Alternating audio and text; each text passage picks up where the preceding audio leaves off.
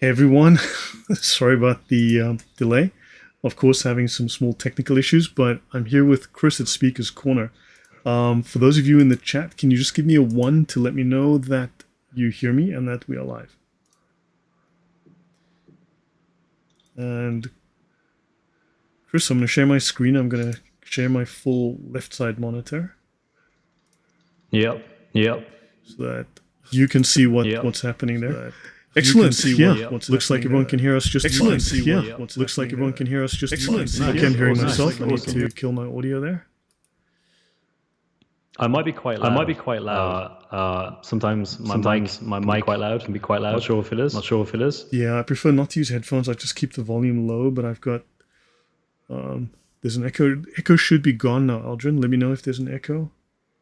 Is the echo still there? Chris, just say something, please. Hello. There's an echo from my side. Yeah, because I've managed to eliminate the echo on my end from experience. How bad is the echo? Okay, so just to be on the safe side, maybe just check if you have headphones. But look, you want to keep your volume down low. So if you're not using headphones, turn your volume down very low. Hello, everyone. So Chris, say something, please. Hello. Testing. Do we still have echo, guys?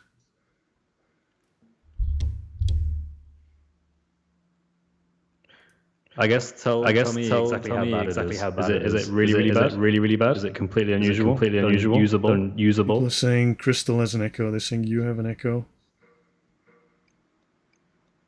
Oh, so you know what? Hold on. It could be mine. Hold on. Chris, hang on. Okay. Please say something now, Chris. Hello. Testing. 1, 2, 3. Okay. Keep speaking. I'm thinking of all the things to say. All fine. Okay. Yeah. Okay, guys. Wow. Nice. Apologies for that. I think that again must have been a fault on my end. I picked up Chris's audio twice. I just saw an OBS and I had to disable one of the audio channels. Yeah, my computer had an update, so I think the Windows update caused some of the grief. Again, I apologize, but for those who know me, I guess you know that I'm always having. But today there were 2 updates on Windows, and I think this must have caused the change because we're using the same setup we had before.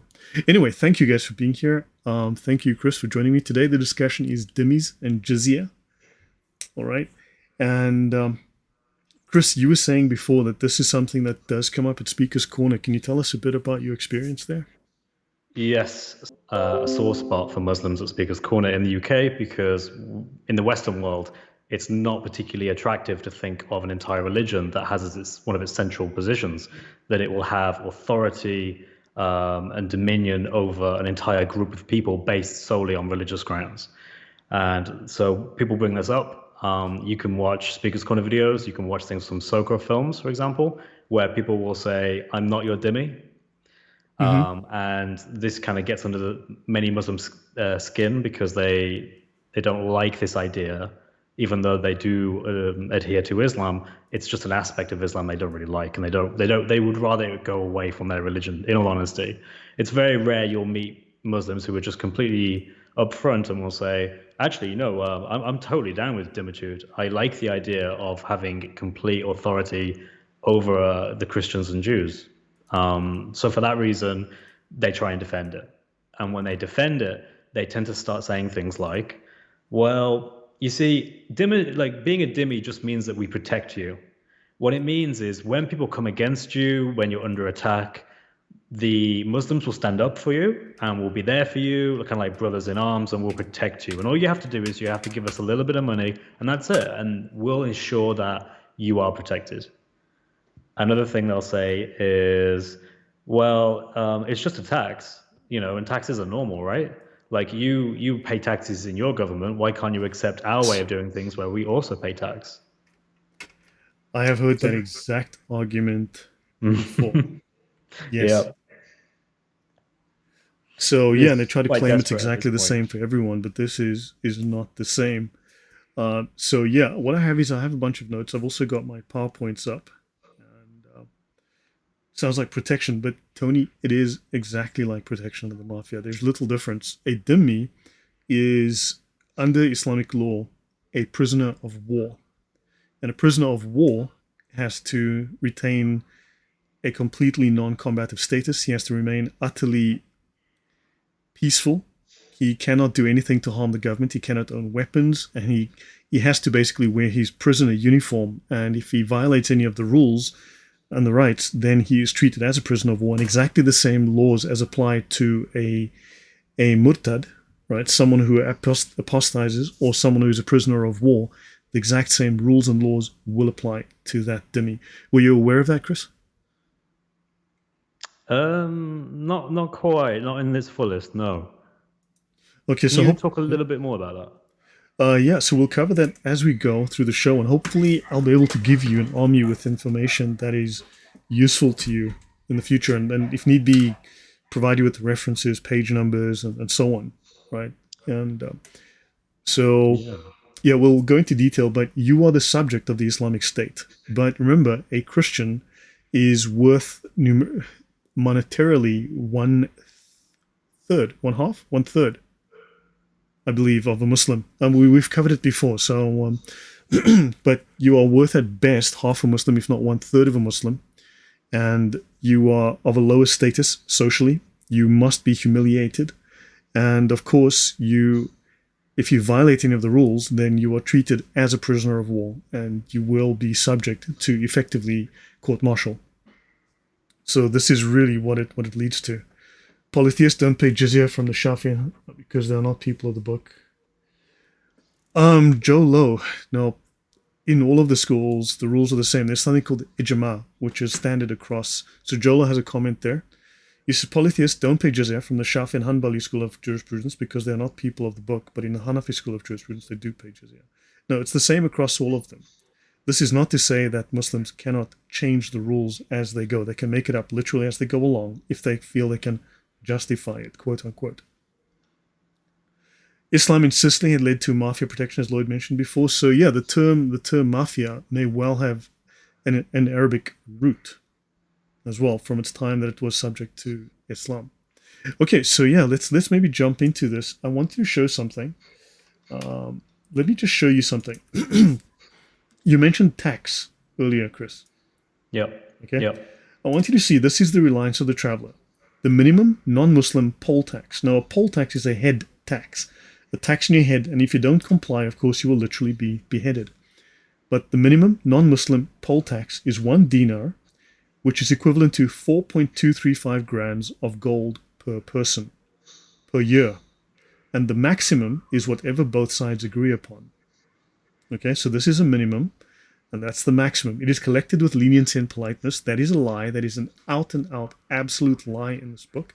But, okay, Chris, 4.235 grams of gold in today's price is at roughly $70 per gram, is about $270.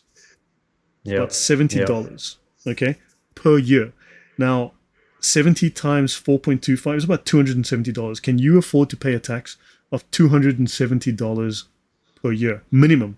Don't forget, if they have legal leeway over you, if they have military leeway over you, if they have coercion over you, they could make you pay whatever you can bear, up to 50% of your income or more. Can you afford $270 per year?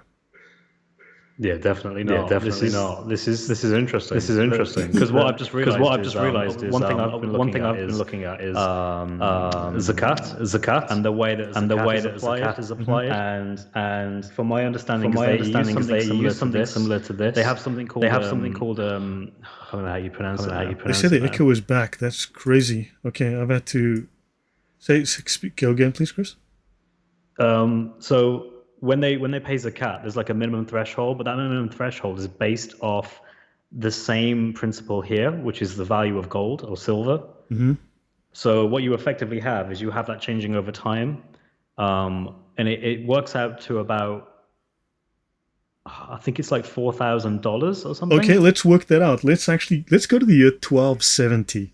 So let's go to the National Archives of the UK. So so this is 220 pounds, okay? 220 pounds. That $270 in today is about 220 British pounds. All right, so let's assume that you remember, now we're talking about the year 700. Let's talk about the year 700. This only goes back to 1270, so I'm going to go to 1270. Let's see, £10. Let's say you only had to pay £10 a year, Chris. Okay? £10 a year is in today the equivalent of £7,298 per Wow. year. What is that in Oh, dollars? wow. That's going on $10,000 a year. You could buy, in 1270, you could buy 13 horses, 28 cows, 76 sheep, okay, or pay for 1,000 days of labor for a skilled tradesman on $10. Wow. Shall we plug in that £220? Yeah, let's do that. Let's plug in £220. What did £220 of jizya buy? Oh, it's 160,000. Chris, you got this lying around in your cushions, right? That's amazing. Wow. This is in the year 1270. Imagine what £10 was worth 500 years before that. Yeah. Yeah, that's a really good point. This isn't even going that far back. Wow. So £220 or 270 US dollars in 1270 would buy you 289 horses, 628 cows, 1,692 sheep, or 22,000 days of salaries for skilled tradesmen. Wow. So, do you think That's it's just a casual tax on Christians? Or No, this is definitely a lot more than that. Oh, wait, was this based on the minimum? this was the minimum, yeah. This is based on the Wow. minimum. We're doing only 4.235 grams of gold. Wow, that's insane. That's really insane. See, another thing that you'll hear at the corner is Muslims will say, well, it's actually a really, really, really small amount. Like sometimes they'll give you a number and sometimes they won't even give you a number. They'll just say it's a really small, insignificant thing to kind of downplay it because they know it's bad. They just want to make it as less bad as they possibly can. And I think this is really interesting.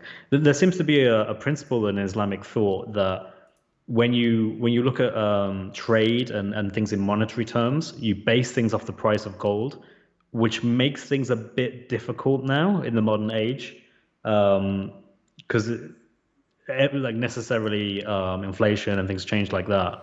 So they're still stuck with it. They can't really get out of it, which is quite interesting. Yeah. So yeah. So would this be helpful for your polemic at Speaker's Corner? This is really good. Yeah, yeah. This is amazing. Guys, I'm Um, going to drop this link in the chat. So let me drop this link in the chat. Currency calculator. I'm going to say it's in GBP, okay? It goes back to the year 1270, right? And we'd have to go back 500 years prior. But this is what the purchasing power was. Nobody, unless you were royalty, was making £160,000 a year. I mean, hmm. so even £10. I mean, imagine you had to pay just I don't know. Let's do £1. What did £1 buy you in the year 1270? At 700, you could buy one horse, two cows, seven sheep, or pay for 100 days of salaries for a skilled tradesman. Just £1. It'd be really interesting if they included like costs of military, like raising levies and things, because then you could literally say, as a dhimmi, you could be funding further jihad by spending this much, this much on so many military-based things. Yeah, well, true. Now imagine someone is earning £3 a year. I mean, this is not unrealistic back then. You know, even back in the Victorian era, earning £1 a month was not unusual. So this is a huge amount of money given the time. Okay. Yep. So let's. Okay. So that we will discuss this collected with leniency and politeness in a minute. So let me jump over to the presentation, and we'll speak about being subjugated under Islam, under the Dhimmis and the Jizya. And so let me see. Salem Takur says, Jalal, I think the dilemma is whether polytheists are to be given direct ultimate convert or die. Okay, so on that point, um, sure, someone raised the point of, do you want to kill the goose that lays the golden egg? And the point is that obviously you don't. But you will see that there is coercion placed upon you. For instance, they will threaten to take your family and sell your wife and children into slavery. Right? They will, and this is legal. And also, in fact, when a man is taken into the jizya, or at least he's taken as a dhimmi, so he's taken into dhimmitude, by Islamic law, his wife is automatically no longer his wife because the marriage is annulled, and she automatically becomes the slave of the owner. So do understand that. Okay, so does this give you some more clarity, Chris? And how would you use this? Just again with your polemics at Speaker's Corner, or how do you think Christians should use this information to engage with Muslims and non-Muslims? Yeah, so I think giving the perspective from Shafi's Sharia, the Reliance of the Traveller, showing the actual ruling, showing that it was actually in place, and showing exactly how that much would have translated to, I think is quite interesting, given that the same standard would be applied today if it was ever in use today as it would back then, namely Correct. that it would be based under the gold. Yeah. Now, of course, now they're going to say, well, the cost of living, 4 grams of gold isn't enough. You're going to have to do a little bit better than that, buddy. So, I got 4 wives and 5 houses to pay for. You know what I'm saying? Because I got me some side action to go with my 4 wives. So I need a 5th house. There's something I read that I found really funny. You know how in Saudi Arabia there are these people who they're like kings or princes or something, and they each have their own homes, and they put one of their wives in each of the homes. Well, this apparently justifies when it comes down to zakat, and you can have multiple homes, and it isn't considered as a part of the wealth calculation for zakat because you put a wife in each one. So it basically it doesn't count as you profiteering from a house because you put a wife in each one. And I thought that's such a clever way of getting around it. So they pay very little in zakat, even though they're incredibly wealthy. Wow. I mean, to be honest, they've got ways around literally everything. There are legal loopholes. They call it hiyal, which is legal trickery, which is a legal loophole around literally every single Islamic law. So there's a way to get around every law. Okay, so let's run through this. I won't do every single slide, but let's run through it. If there's questions, throw them up. Chris, if you have questions, throw it up, and I can go to other resources. I'll try and stick mostly to the PowerPoint here. But hopefully, guys, the opening, you've seen what this can cost you, how it bankrupted people, forced them into Islam, really, at the end of the day. And there were times, of course, that they wouldn't allow people to convert because, again, they would lose their money. They would lose their jizya. So this did happen. Since inception, Islam has subjugated, enslaved, and extorted the people it conquered in its religious quest to submit the entire world to Sharia. The Caliphate is the original apartheid state. Islamic... Wow, thank you very much, Katie. Wow, that is fantastic. Thank you very much for that donation. I appreciate it. She says, I believe I've heard this somewhere. Is it true that even after a dhimmi converts under an Islamic state, they're still required to pay the jizya? I don't think so. I need to check the law, but probably not. However, a dhimmi can still remain a slave, in which case the rules of a slave would apply to them. So I think they would have to justify it under under an arrangement like that. So you can be a Muslim, but still, in effect, be a slave of low status. So I think that would be the answer to that. But thank you very much. Yeah, I will look into this. Actually, let me look. Hopefully, as we go through this, I will find something. Otherwise, if I can, I'll try and find something. So, Islamic conquest of formerly Christian lands created a class of citizen called dhimmis, an indentured prisoner of war, forced to provide money for the expansion of the Islamic State. This money was paid towards jihad, towards the building of an army of conquest. So, jizya means retribution. Jizya does not mean tax. It is a punishment. We will study major Sharia, Fiqh sources, and the works of top Islamic scholars to learn about this heinous Islamic practice. So let's continue. Okay. I like that little intentional typo there. Scholars. Yes, good. Scholars. That's exactly what they are. Okay, so let's learn a little bit of Islamic wisdom. I just kind of threw these through I heard the Messenger of Allah as saying, do not kill your children secretly, for the milk with which a child is suckled while his mother is pregnant overtakes the horseman and throws him from his horse. Does the hikmah What? just jump out at you here, Chris? I heard the Messenger of Allah as saying, "Do not kill your children secretly, for the milk with which a child is suckled while his mother is pregnant overtakes the horseman and throws him." You know what? I have no idea what that means. Sounds like Mo was on a bad trip when he said that.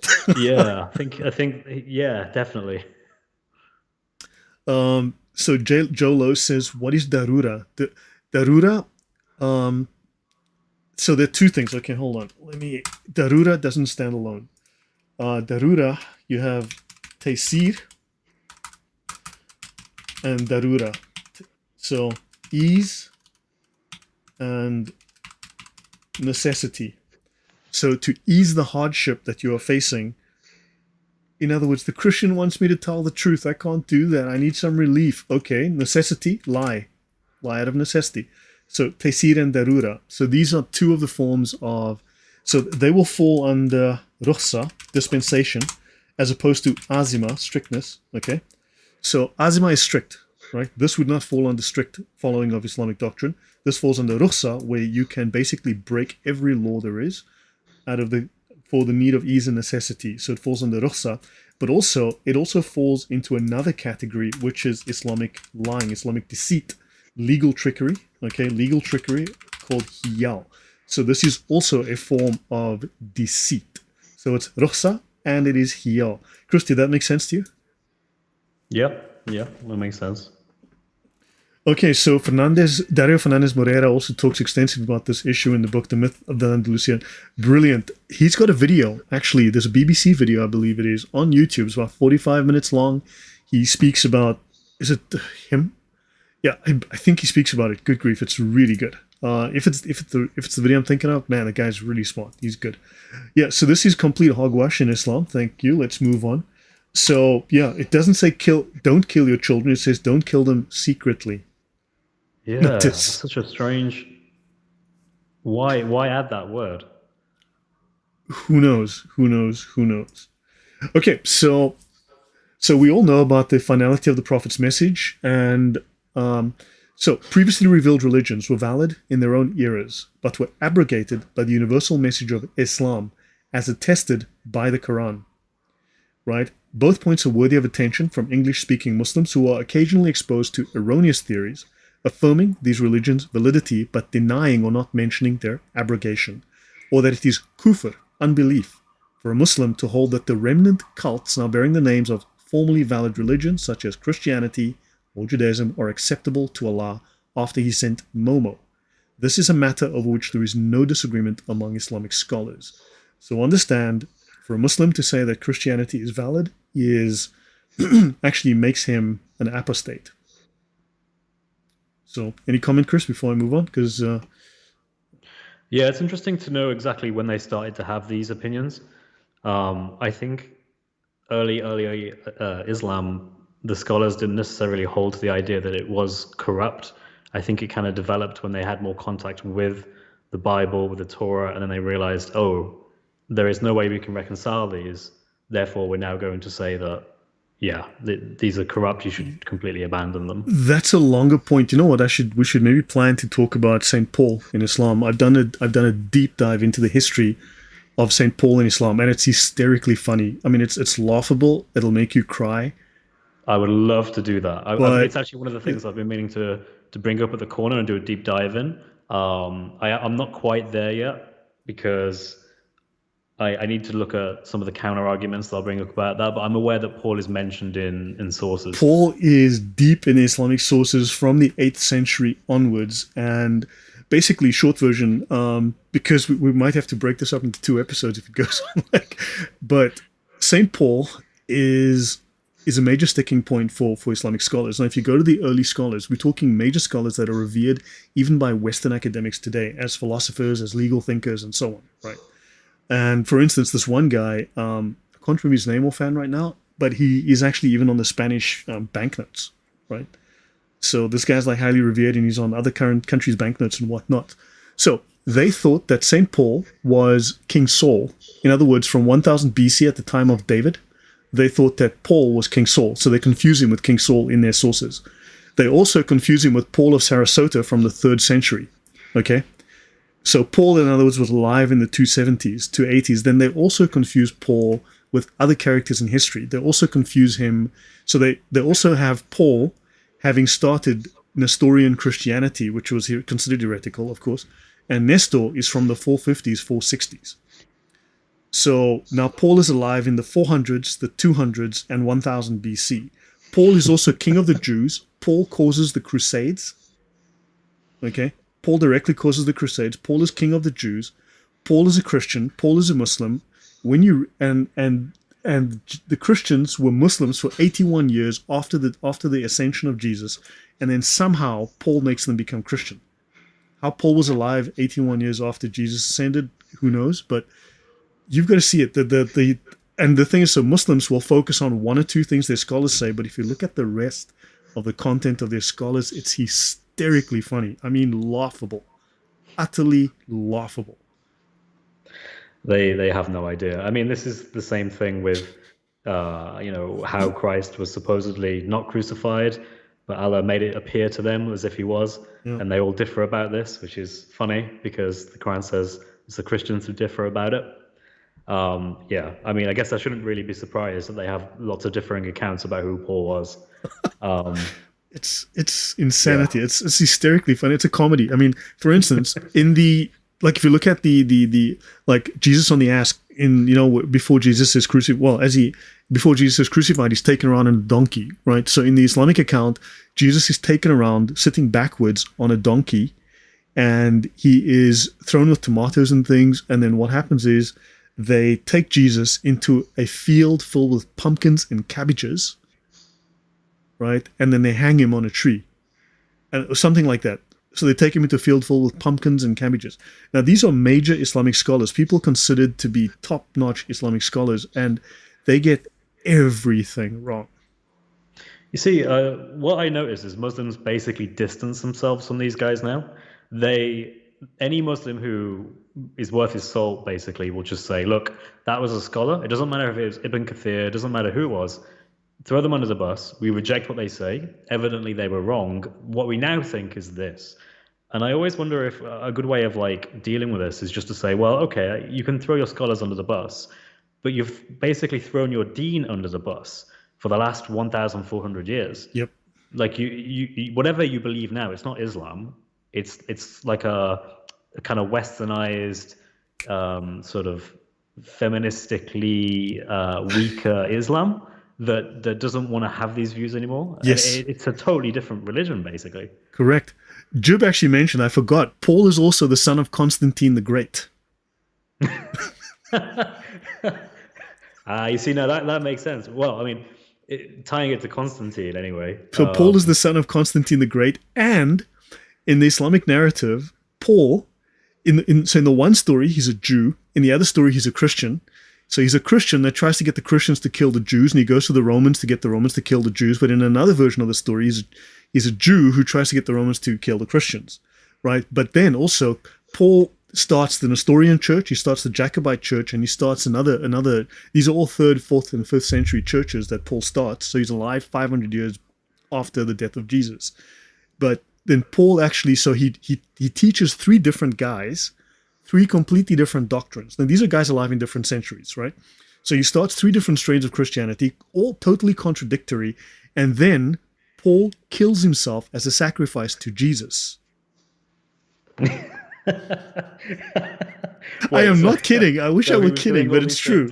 Hundreds of years later, and then he goes back to Jesus, and then he dies. So he was a time traveler of some sort. Exactly. Wow. So you understand, this is the actual Islamic narrative. So when you go into these revered scholars, they come out as complete idiots.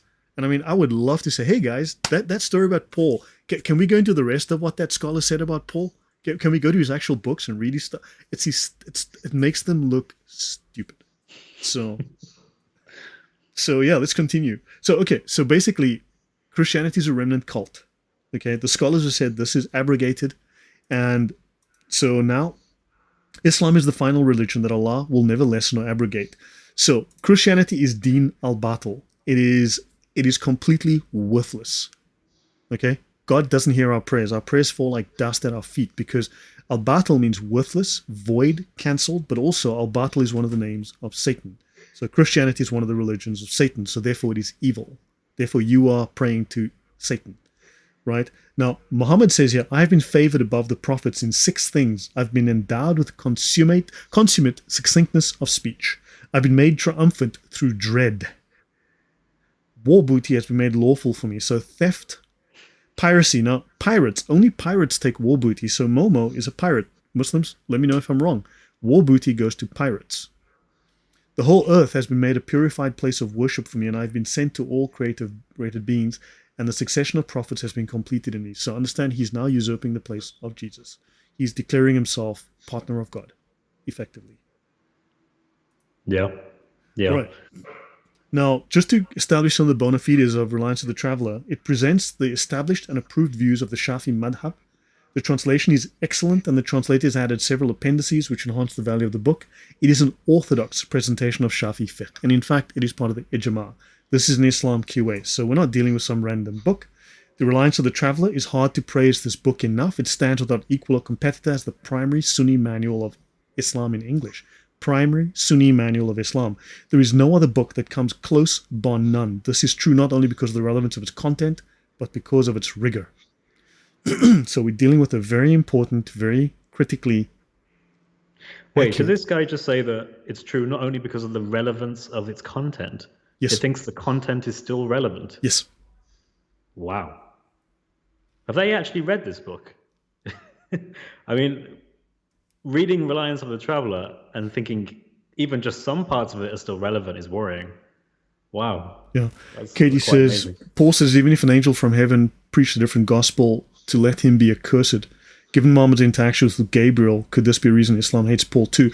I do believe that is true, Katie. Yes, because Paul says anyone who preaches a different gospel. So yes, that is definitely a strong reason why. And I think this is part of the reason Christians would have rejected the Islamic message. So yeah, definitely. Hopefully we get a chance to, if we can talk about the history of Paul. It's fascinating stuff. I mean, it's incredible, the history of Paul in Islam. From the 8th century to the 14th century, the things they were saying, it's a laugh a minute if it wasn't so stupid. Yeah, I'd love to go through that. So what if a Muslim rejects the 4 schools of jurisprudence and he only follows the Quran and Sunnah? Then he is actually an apostate. Jolo. Okay, moving on.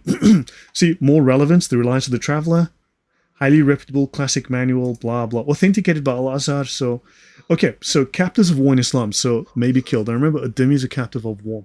When an adult male is taken captive, the caliph considers the interests of Islam and the Muslims and decides between the prisoner's death, his slavery, release without paying anything, or ransoming him in exchange for money or for a Muslim captive held by the enemy. This is what applies to the prisoner of war, but it also applies to the dhimmi. You'll see they apply the exact same laws to the dhimmi. If the prisoner becomes a Muslim before the caliph chooses any of the 4 alternatives, he may not be killed, and one of the other 3 alternatives is chosen. So in other words, he can still become a slave. So hopefully that answers your question, Katie, that you asked me earlier. So yes, he can still become a slave, even though he converts. So he can still be a Muslim slave. And notice also said, it is permissible to cut down the enemy's trees and destroy their dwellings. Muslims love to tell us they can't cut down trees. But notice, enslaving or killing prisoners are war crimes. These are crimes against humanity. Chris? Yeah, that's amazing. So, okay, interesting, yeah. I guess I never really think of it from the perspective of Muslims can take other Muslims as slaves, because I always think more about, like, historically what they would have done to the Christians and Jews. But yeah, it's interesting to think of it that way as well. Yeah. Well, you weren't originally a Muslim, right? So I guess so, yeah. Notice the caliph. The caliph must see to it. The caliph must defend the rights, quote unquote, of Muslims abroad and see that Islam can spread freely in non-Muslim lands, including the use of force. The caliph must use force. He must organize jihad against any non-Muslim government which prevents the Muslim dawah from entering its land. Organized jihad against any non-Muslim government. Oh, okay. So your thoughts on this? Wow, so there is a duty to organize war against anyone who's stopping the dawah in any way. Yep. That's interesting. Yeah, so understand, this is all part of the Islamic law. This is what they don't want us to know. This is why Dhimmis and Jizya is such a sensitive topic for them, and this is why they lie with propaganda. So I guess if in the modern world, if a nation decided that it would simply block out all Muslim immigration, for example, then that would come to this, right? That would mean that Islam cannot be spread freely in non-Muslim lands. Correct. However, don't forget there are other laws. There's always the opposite of any law. There's always, in Islam, the opposite of any law. So if they do not have the power, the ability, if it would embarrass them, if it would cause them shame or humiliate the image of the state, then they need to refrain until they can. Right. Right. So, yeah. So the caliph, one way the caliph may be chosen is through the use of force. In other words, you can become a caliph through a bloody coup. What? Okay. Shafi believed that a person who seizes power is a legitimate caliph. That's really, that must have scared everyone who yeah, wow, okay. If someone forces himself on the ummah, then he should be accepted. Forceful seizure of power by someone is legitimate, and after someone has seized power, he is legitimate. So don't vote, just shoot the current president and then declare yourself president. Wow, okay, I did not know that. I did not know that at all. That is, I wonder how many Muslims know that. Very few, I would gather. Yeah. You can imagine just having a conversation with a Muslim and just saying, don't really like our current caliph. Maybe we should just go kill him. But he's legitimate, right? Like, yeah. Wow. So I want to put forward. So look, because we're dealing with laws about warfare and violence, I want to sort of just lay the stage here with this, and then to introduce, because dhimmitude is a subset of all of this stuff. So. Sharia must only be applied if there's a jurist. That is not true, Jolo. A regular Muslim can apply the Sharia, okay, on his own. He is obligated to apply it on his own. If he's not doing so, he might still be doing it because he could be following a law that says, don't do it if you'll embarrass yourself or embarrass Islam, and wait. So understand, he might just be a ticking time bomb. So Rock Salt says a lot of this is reading like the words of Adolf used to describe the strong man master race. Yes, because Adolf happened to get a lot of that information from holy moly, something just happened on my computer. A lot of that came from Adolf learning from various Muslim scholars. So Adolf actually got that from Muslim scholars. So don't forget he had two very, very important Muslim scholars living with him and learning from them. Okay, capitation. Jizya is a decapitation tax, or technically it's capitation tax. You know about capitation from decapitation. Oh, hold on, sorry about that. So capitation, a direct uniform tax imposed on each head. You see, and if you don't pay the tax, you will be decapitationed. Wow. Thank you very much for the donation. Did Muslims do the same to other Europeans in the Middle Ages as they did to Spanish Greek? Of course they did. They were especially brutal, like the story of Vlad the Impaler, I believe in Romania or Hungary. They were especially brutal, and he was brutal back to them. So yeah, they were pretty harsh. They were very, very harsh to people. It was pretty bad. Okay, so definition of capitation. So that's it. So jizya is a capitation tax. Let's look at Jizya in Quran 9:29. So Ibn Abbas, this is the tafsir. Fight against those who have been given the scripture, the Jews and the Christians, and forbid not that which Allah hath forbidden by his messenger. In other words, the Sharia. Muhammad brought the Sharia. And if we do what goes against the Sharia, and we follow not the religion of truth, that's Islam, the deen ul-haq, if they do not submit themselves to Allah, then they must be brought low and abased. To abase someone is to humiliate them, to bring them into utter subjection and humiliation. Now, this is the Hedaya. This is the largest, most complex, most complete Islamic jurisprudence manual. It's when you become an imam, when you study at university, this is the final manual you learn. It says here, capitation tax is a species of punishment inflicted upon infidels on account of their infidelity to Allah, whence it is termed jizyat. Jizyat meaning retribution. Your thoughts, Chris? Yeah, I got a few thoughts for this one. So jizya coming to mean retribution is interesting. Another way of of looking at this is through Ibn Kathir, because his tafsir on this particular verse, it goes into detail. I can't remember the name of the agreement, but he goes into detail about how exactly you should treat Christians and Jews who are dhimmis in lands that you've occupied through jihad. And he goes on to say things like, you can't build churches, and you have to allow Muslims to go into your church. You can't arm yourself. You can't dress like a Muslim. You can't ring church bells, because I don't like church bells. Correct. I mean, I think they have a thing against bells in general, but yeah.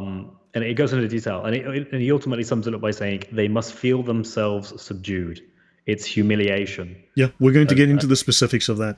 I'm not going to go into like excruciating detail, but yeah, I mean, there's always more to be said, and I just never know where to pull the to draw the line, because we could go 2-3 hours, or we could try and go like 90 minutes, and it's just that, where do I stop? How much of this, how much detail do I? So many things to cover. Yeah, it's just so.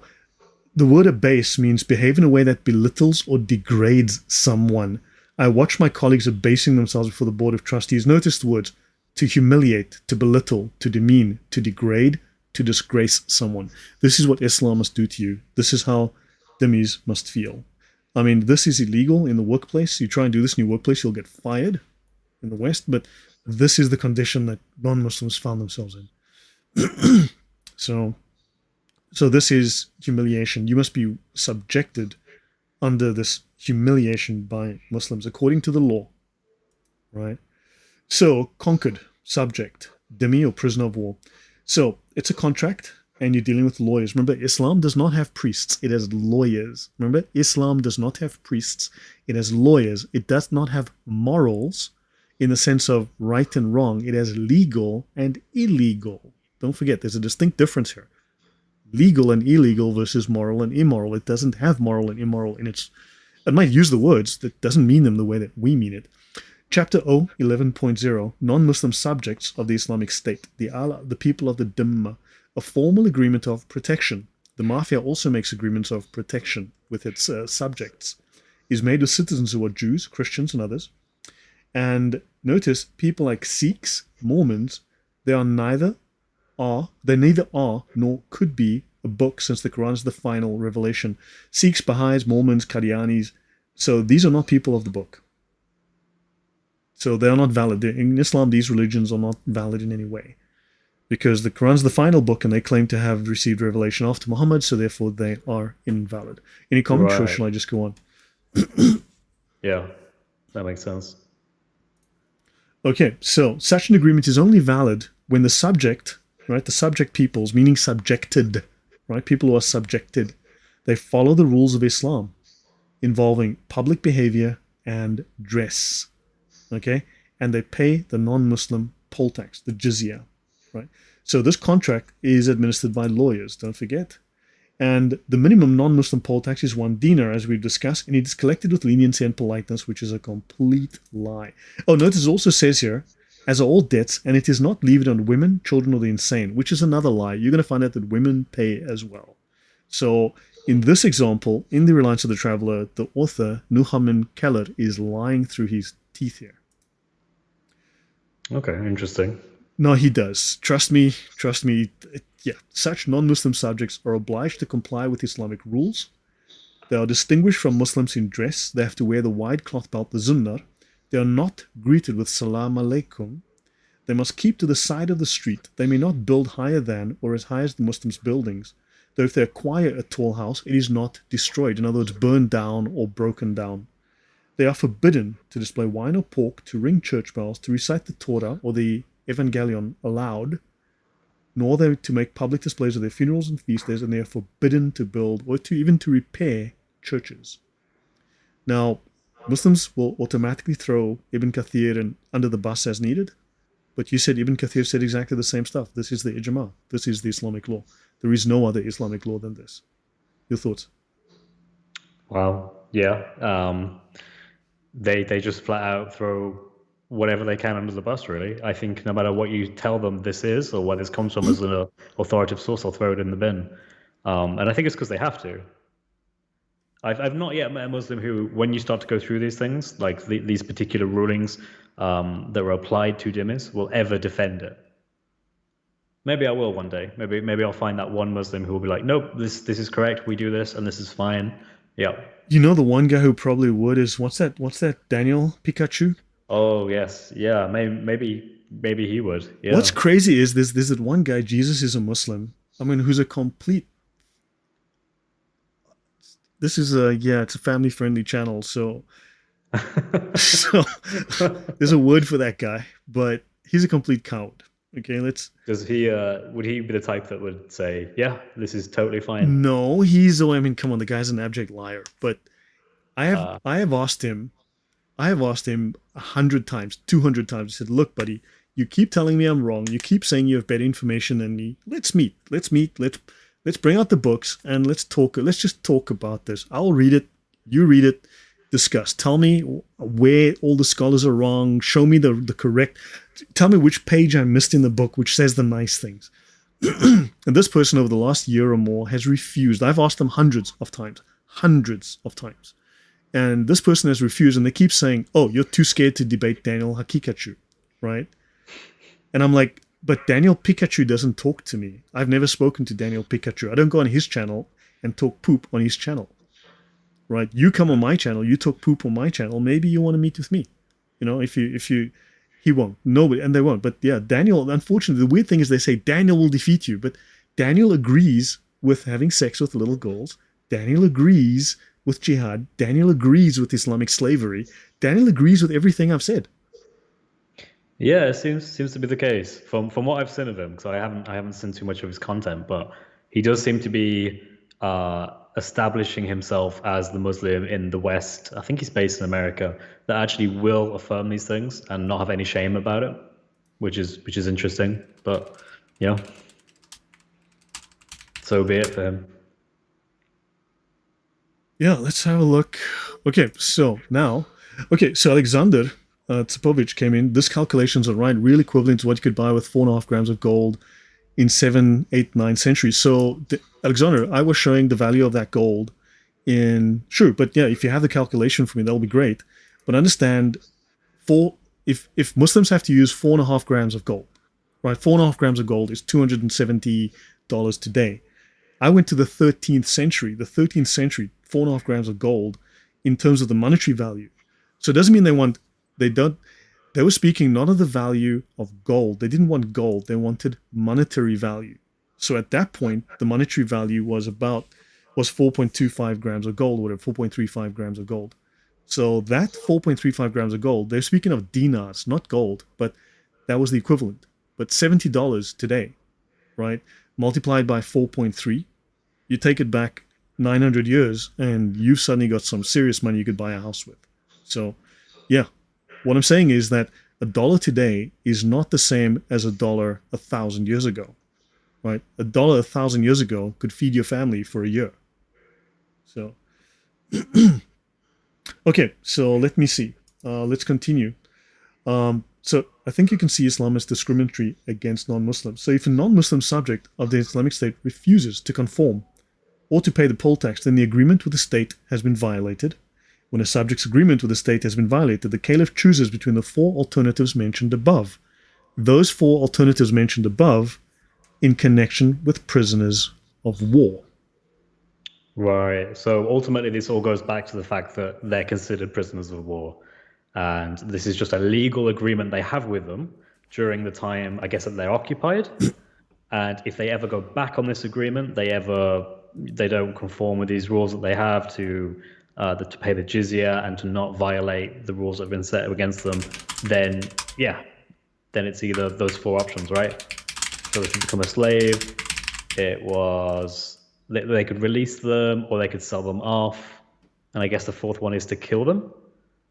I don't know. I can't remember what they are, but yeah. Yeah. I mean, just so we know, just so I have this here, let me just grab something here.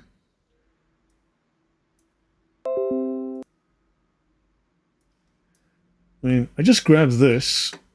So, just because Alexander is asking questions about this. Okay, so $1 today, if we go back, a dollar in 1700. Okay, a dollar in 1700, we would have to multiply by 72. Okay, 73. So I don't know, let's just do the calculation then. So let's take, I don't know, $270. Okay, multiply that by 73. So $19,000 a year. I guess, okay, it's better than $160,000. Yeah, I guess you don't have a problem playing that, do you, Alexander? Just pretend I'm a Muslim guy putting jizya on you, and you just got to pay me $19,000. I guess you got that lying in your seat cushions in change. Do you, Chris? That's money that I definitely would not be able to pay. That's a crazy amount. Yeah, yeah. So I mean, Alexander, are you going to saying that this is just okay? Are you saying, okay, look, my calculation is off, but it's okay? I mean, what is your point here? What is your point that I didn't use? Like, I didn't call up Einstein and say, hey, Einstein, can you work this out to the exact decimal here, to 5 decimal places? I mean, what's the issue here? You know, are you going to defend or justify this? Are you trying to show something interesting? What? Make your point, please. Okay, so right now, so yeah, dhimma. Okay, a dhimma. So this is from the Encyclopedia of Islam. A dhimmi, on the condition of their acknowledging the domination of Islam. They must be dominated. So the religion of peace has to dominate you. Right? The beneficiaries, you're a beneficiary of this domination, this subjection, this humiliation, this abasement, are called dhimmis, and they're collectively referred to as the people of the dhimma. So yes, you must be dominated under Islam, because we've already shown in the past what deen means, and deen is to dominate, to subject people. Any thoughts, Chris, before I go on? Yeah, I mean, this is what I know about being, well, I guess they call it dhimmitude, right? This is what it means to be a dhimmi, to be dominated, to have your life controlled by someone who basically has like a power trip, who wants to think that they're superior to you. They have all the high positions in the judiciary, in the government and whatnot, and yeah, you're meant to be lower than all of them. Yeah, Jolo, how reliable is Brill, Encyclopedia of Islam? It's very reliable. Look, on the whole, it is very. Look, I spent weeks, months reading it. I will say there are sections within it where you need to be careful, because there's a lot of waffle to hide a lot of nastiness. So they hide it with, they whitewash a lot of subjects, especially when it's a Muslim apologist, a Muslim scholar writing it. Then you will find there are sections that are, sometimes there are sections that are surprisingly clear and brutal and direct and honest, and other times it's waffle, and sometimes it's outright lies. In fact, there's a section in volume 10 where one Muslim scholar is writing about Jesus, and he actually states Jesus is a Muslim, effectively. And he says that Christianity misrepresents Jesus' status, and Jesus was a Muslim. It's effectively what he says. So I mean, there's literal propaganda in the Encyclopedia of Islam. But when you know the sources really well and you can cross-reference and look at different, then you start to find a very clear set of patterns. Any thoughts on that, Chris? What I've just said? No, that makes sense to me. Yeah. Okay. So Muhammad is known to have first tried to integrate the principal Jewish groups at Medina into a loose organization. Then he opposed them violently. And the Quranic text is 9:24, fight those who do not believe until they pay the jizya, which would imply that after they'd come to pay, there was no longer reason to fight them. So it is a way to get money out of them. We'll look more at that. Okay. So let's have a look. Dues are demanded from Jews and Christians for the non-adoption of Islam. So we'll have a look at that. Now, Islam, always casting the first stone. What is the penalty for fornication or sodomy? The legal penalty is imposed upon anyone who fornicates or commits sodomy, no matter whether the person is a Muslim, a non-Muslim, subject of the Islamic State, or someone who has left Islam. Right? So in other words, if you're following whatever, I mean, understand you can be stoned to death. All right? And if the offender has the capacity to remain chaste, then he or she is stoned to death. So stoning is a legal thing in Islam. I know this one Muslim, this guy pretends his name is Etzel something. Etzel, Petzel, whatever his name is. He pretends to be a reformed Jew who turned Muslim. And he claims his father ran a synagogue, whatever. I mean, yeah, my dad was the head imam of Al-Azhar University, sure. And he says the penalty consists of being scourged, right? 100 lashes, 80 lashes, or hit with a stick, and you'll die from that. 100 stripes, okay? And so, but notice, they do allow stoning to death. Okay, and if the penalty is stoning, the offender is stoned even in severe heat or cold, has an illness, and a pregnant woman is not stoned until she gives birth, and a child can suffice for the milk of another. Dhimmis would also be subject to this. So, yeah. Even in severe heat or cold, and even if they have an illness which they are expected to recover, a pregnant woman is not stoned until she gives birth, and then the child can suffice with the milk. Okay, so I guess at least they wait for the baby to be born. Yeah. And then I guess after a period of time, then they apply the penalty, which is stoning. Yeah. Okay. Yeah. Yeah, so let me see where it is.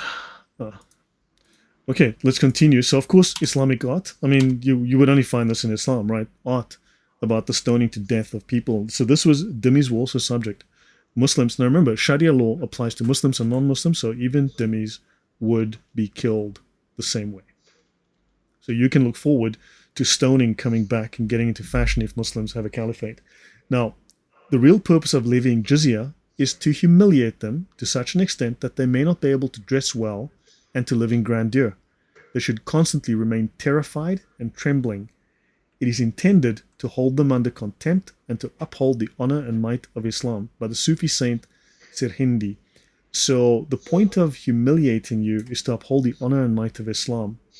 And remember where Nuhammam Khalid said in Reliance that it's collected with dignity? No, according to major scholars, no, it's not. Okay? Yeah. Yeah. They should constantly remain terrified and trembling. Wow. Yeah. And dhimmi is derived from an Arabic root that means guilt or blame. You are to blame. You are guilty. Right? Safeguards that can be extended to protect the blameworthy. So you are blameworthy. So they are looking after people. They are basically policing people who are guilty of a crime. Oh wow! So you have jizya. So you have dhimmi meaning guilt or blame, and Yes. then you have jizya meaning retribution. Yes. Wow, it's all sort of like of the same kind of emotionally loaded language. Puts a different spin on dhimmis and jizya now, doesn't it? So yeah. So notice that you have, if you are unwilling to wage war or to fund holy war, then true believers fight and are ruthless to unbelievers. So it states here that if you are unwilling to wage war, unwilling to fund war, if you're not willing to partake in war against non-Muslims or fund it, then Muslims have to fight you. And a Muslim who refuses is a hypocrite. So understand this, yeah, this is what Islam is. It is an order for Muslims that they should not give leeway to the non-Muslims and they should not greet them first nor yield the way for them. So in normal conditions, Abu Tirmidhi says, so in Tirmidhi, in normal conditions, when Muslims are in power and they are not a minority and they are not under any compulsion or subjugation, it is an order for Muslims they should not give leeway to the non-Muslims and should not greet them nor yield the way for them. In other words, everyone has to step aside for them, walk on the worst part of the street, and Muslims must treat them with disrespect. Yeah, wow. I heard someone say the hadith that says that you should push them to the side of the street or to the side of the path is basically saying walking where the sewage would be. Yes. Wow. Yes. So this is the kind of thing that they are talking about here. Okay. Notice, according to these rules of the dhimmi, okay, so from 1100 AD, Al-Ghazali advised that one must go on jihad at least once a year. Okay, you may use a catapult against even non-Muslims when they're in a fortress, even if among them are women and children. So you may kill women and children, right? You may set fire to them and drown them. And if a person of the book is enslaved, his marriage is automatically revoked. His marriage is annulled. So the wife becomes the slave of the master, of the Muslim master. One may cut down their trees. One must destroy their useless books. Jihadists may take as booty whatever they decide. They may steal as much food as they need. Their houses may not be higher than Muslims. The dhimmi may not ride an elegant horse or mule. He may ride a donkey only if the saddle is made of wood. He may not walk on the good part of the road. Dhimmis must wear an identifying patch like a good Jew. And even women in the public baths, dhimmis must hold their tongue. So yeah, this is the kind of beautiful piece that Islam teaches. Wow. So wait, this is from Al-Ghazi. Al-Ghazali, yeah. Al-Ghazali, sorry. Wow, okay. Because there are people at Speaker's Corner that hold this guy in high regard, Yep. because they basically use him as an example of the golden age in Islam. They'll say, "Oh, but we have these people, we have these great thinkers who contributed a lot to mathematics or things like this," and that's one of the people they quote. So Yeah, no, Al Ghazali, no. Ooh, he's a gold mine of bloopers, man. That I mean, if they really want to revere the guy, then you know what? We should just pull out his books and say, hey, do you want to read this chapter? Read this chapter for me. Just read these sentences I've highlighted and tell me how good they are. that's a good point. Most of the people that would reference him tend to be like Muhammad Hijab, for example. He would reference him. Ali Dara, I think he would probably reference him as well. But Yep, I know. the ones that I usually end up debating haven't yet, but maybe in future they will. I know. So hopefully, well, I mean, look, I'm not like don't want to belabor any point or stay too long, but I just want to introduce you to this and get your thoughts. And then hopefully you will find, if need be, I can help you guys prepare some of this stuff as material for actual polemics at Speaker's Corner. Each male Jew, so notice here, each male Jew should wear a yellow badge on his headgear and a piece of lead hanging around the neck, inscribed with the word dhimmi to signify they had to pay poll tax. Wasn't there a guy that was ably assisted by the Grand Mufti of Jerusalem, who might have taught a certain German Austrian dude this stuff? Yeah, it does ring a bell somehow. It does Yeah, ring a bell. does ring a bell, right? Jews also had to wear girdles around their waists. Abu Shuja further imposed two signs on Jewish women: that to wear a black shoe and a red shoe, and a small brass bell on her neck or shoe to announce the separation of Jewish from Muslim women. He assigned cruel Muslim men to spy upon Jewish women, to oppress them with curses, humiliation, and spite. The Gentile population mocked all the Jews, and the mob and their children beat up the Jews in Baghdad. So yeah, that's, remember, collected with dignity. Jizya is collected with dignity. Yeah, right on. The dhimmi is obliged not to mention Allah or his apostle, so don't talk about Mo or Islam. Jews and Christians must pay the jizya, and the dhimmi must hang his head while the official takes hold of his beard and hits the dhimmi on the bone beneath his ear, right here, the mandible. And of course he has to then shout at him and humiliate him and spit in his face. So yeah, this dhimmitude is looking pretty good. It looks like a pretty good deal. Wow. So someone asked, what if you can't pay the jizya? What happens to the family? Well, let's have a read. Sell your family as slaves with complete dignity. This is from the book The Origins of the Islamic State, the Kitab Futuh al-Buldan. And of course, why is this book important in Islam? Well, it's considered, so this is Columbia University, studies in history, economics, and public law. This book, Muslims say, is the very first book of international law. It's the very first book dealing with international law, with the Islamic State, with the rest of the world. That Muslims started international law. The UN, the whole concept of having international law, well, the Muslims begun. And let's see what they have to tell us about international law. You have to sell your children and wives in order to pay the poll tax on you. Oh, wow. Wow. That is horrible. Oh, Yeah. man. Yep. And at last its people came to terms, stipulating that their lives, property, and children, remember, they would kill you if you didn't. That's what they mean by lives. Their property and children are safe, and agreeing to pay the poll tax. At last they capitulated, agreeing to pay the poll tax or evacuate the place. I don't know. Sounds like okay. Would you agree to this, Chris? No, not in a million years. This is extortion. It's evil on one of the highest degrees. And in all honesty, the very idea that you would even hold to a religion that has this as not even just its history, but its scholarly, intellectual, academic, part of the ulama, the very highest peak of it, and this is what you find. Yeah, this is the golden age, the golden era. Isn't that amazing stuff? Wow, yeah. So, yes, Robert Janssens, this is a regression in humanity. This is utterly regressive. This sounds like the kind of thing that would happen in a perverse dictatorial state. Yes. The Origins of the Islamic State. This is the first book. I mean, let's just go have a look at the book. It's the first, come on, whatever. Mafia, from Arabic ma'afi. So someone mentioned that the word mafia, Italian, derives from the Sicilian adjective mafiusu, which roughly translated means swagger, but it can also mean boldness or bravado. Okay? Sicily means fearless, enterprising, and proud. Because Sicily was once an Islamic emirate from 831 to 1072, mafia may have come to Sicilian through Arabic, though the word's origins are uncertain. Possible Arabic roots of the words include ma'afi, exempted. In Islamic law, jizya is the yearly tax imposed on non-Muslims residing in Muslim lands, and people who pay it are exempted from prosecution. So if you pay the mafia... That is amazing. Because you see, I use this example sometimes at Speaker's Corner when I basically say, look, to pay the jizya is kind of like how the mafia works. It's very similar. It's a form of extortion. And the very fact that the word itself can have roots to that, I think is hilariously ironic and very convenient.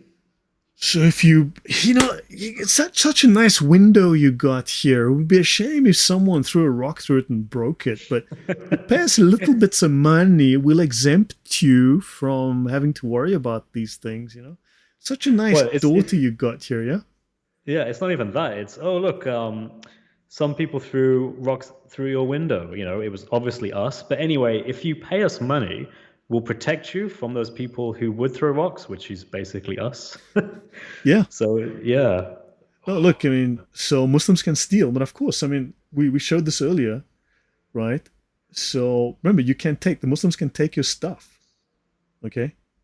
So their property be safe. Your property safe if you pay the money. But if you don't, well, no longer your property, is it?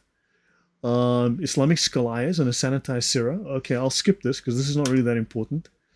But just notice the practical verdict of the Christian peoples is that war is the real teaching of the New Testament, and turning the other cheek was either an opportunistic teaching dictated by the helplessness of early Christians, or it is meant blah, blah, blah.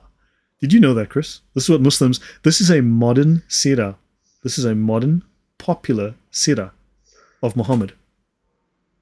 What? The practical verdict of the Christian peoples, therefore, is that war is the real teaching of the New Testament. I know why they might want to say that because of a verse in the Quran that basically says, I can't remember what it says exactly, but it implies that Christians won through war. They were jingoistic. So maybe it's related to that. Yeah, who knows? But you see, turning the other cheek was something that Jesus said only if you don't have power. No, they are projecting. Here they are projecting completely.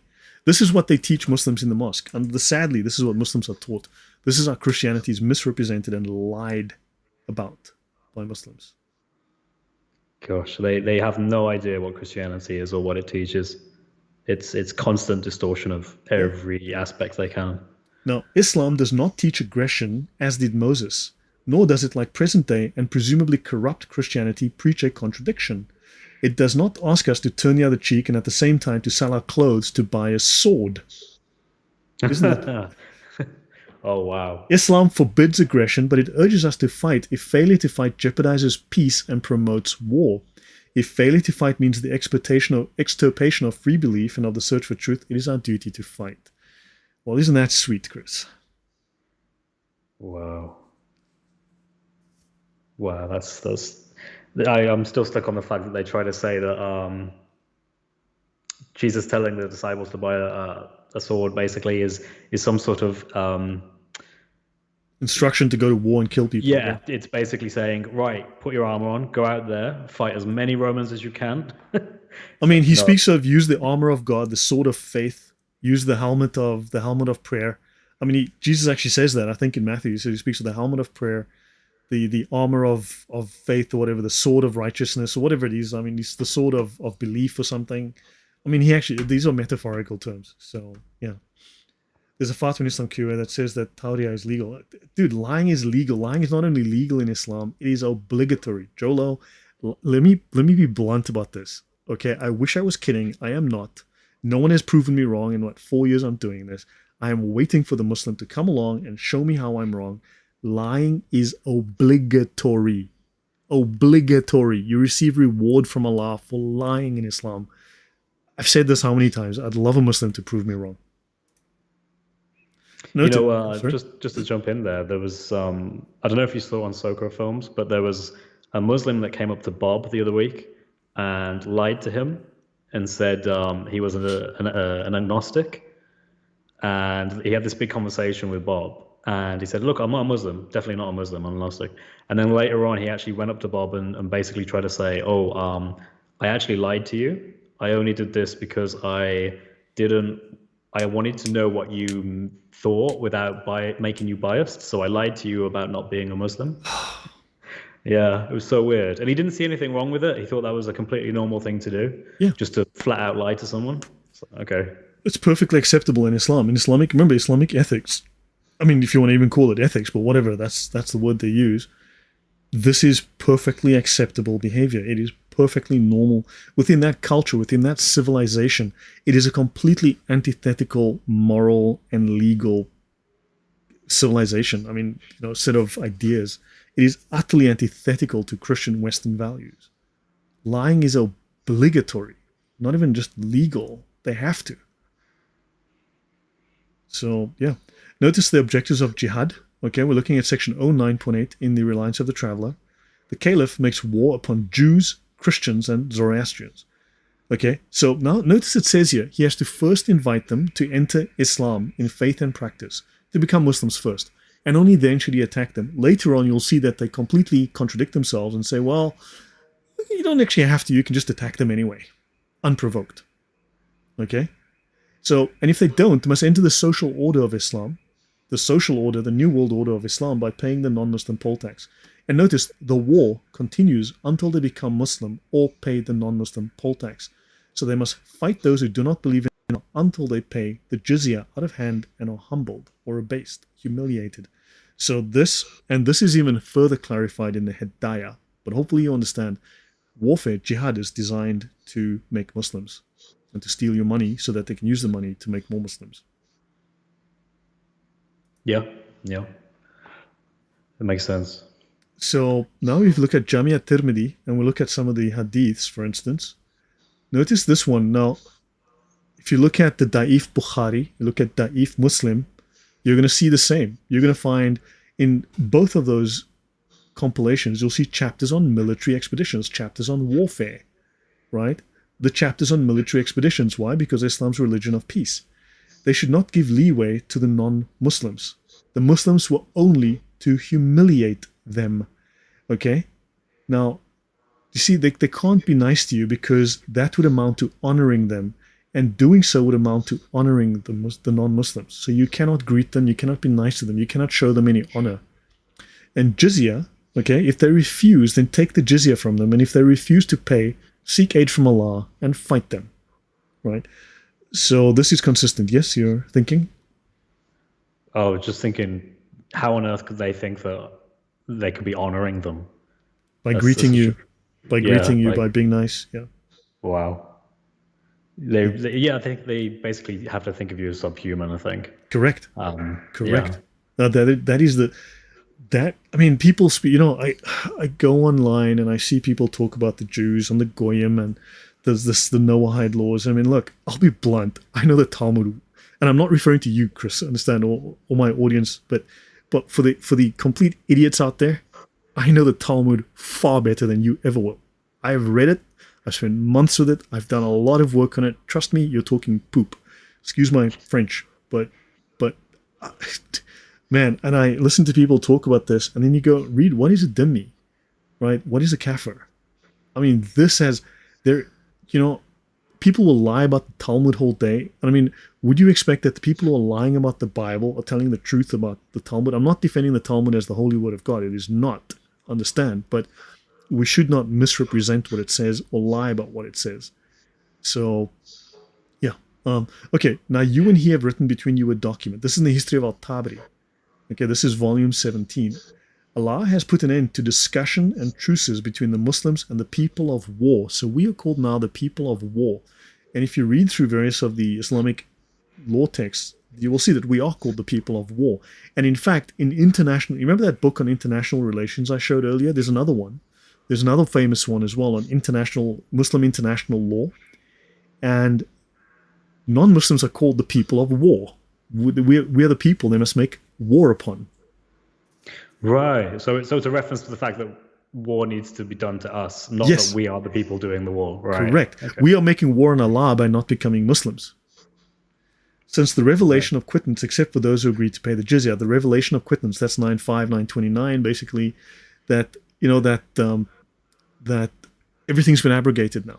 Muslims can make open warfare except on those who pay the jizya, right? And jizya is a sign of inferiority. So we are inferior to them. We are subhuman. We are less than them. We live in the house of war. See? This is why we live in the house of war and they live in the house of Islam. So, yeah. Wow. Quittance is the title of Surah 9, okay? In which jizya, okay, is a sign of inferiority. Notice, in which jizya is a sign of inferiority. So you are inferior, so give me money. Now, okay, so just a couple of fun facts about Islam. A Muslim holds the prayer to be obligatory, but through lack of concern neglects to perform it until its proper time is over, has not committed unbelief, which is fantastic, but he is executed, washed, prayed over, and buried in the Muslims' cemetery. So this is what ISIS was doing to their followers who did not come to prayer 5 times a day. If you were late or missed a prayer, they killed you. Wait, well, this went quite quickly. A Muslim who holds the prayer to the obligatory, but through lack of concern neglects to perform it until its proper time is over, has not committed unbelief. Rather, he is executed, washed, prayed over, and buried. Wow. Okay. So when I read the first part, I thought it was going to say, he hasn't committed unbelief. So don't worry about it. It's not a big thing. And then it just escalates to, no, he's executed. Yeah, this is what will happen under the Sharia if there's a caliphate. Notice he's washed, okay? He is washed. This is a sign of humiliation because you go to Allah clean. When you go to Allah clean, Allah goes, you didn't die in battle, covered in blood, scars. You weren't injured. You didn't have your hand cut off, you aren't cut, bleeding, your bowels aren't spilling out. There's no blood all over you. Well, you weren't worried. You didn't die in jihad. Back of the queue for you, bugger. Wow. Understand? So, for instance, there was a time under Barack Obama, there was this whole story about these Muslims that died, and they were buried bloody, as they were. And the Muslims told Obama, and he was telling the world that, these guys are buried without honor because look at them, they didn't even wash them. They just took them covered in blood and buried them, so no respect for these guys. They got buried in dishonor. That's not true. Allah would reward them for seeing them covered in blood because they fought in jihad and they killed for Allah. And therefore they would get the highest reward. So if you've died in battle, you're not washed. You must be seen to have died in battle. It's like Valhalla for Muslims. Wow, it shows the difference between how the Islamic perspective sees that death, being violent and bloody, and how the West sees it. Yeah. So, what have you learned from this so far? What have you taken away from this? And your thoughts. I'll give you a moment to. Yeah, it's really interesting stuff. The direct references that you're giving are going to be really useful for me. I want to, because these like bite-sized pieces where it's just direct reference in books, just collected together, helps me make the argument better. I love the fact that jizya means retribution. Retribution, I think it was, and you have dhimmi meaning guilty. Yep. Like I think that's amazing. And the fact that there can be an Arabic root for the word mafia, that's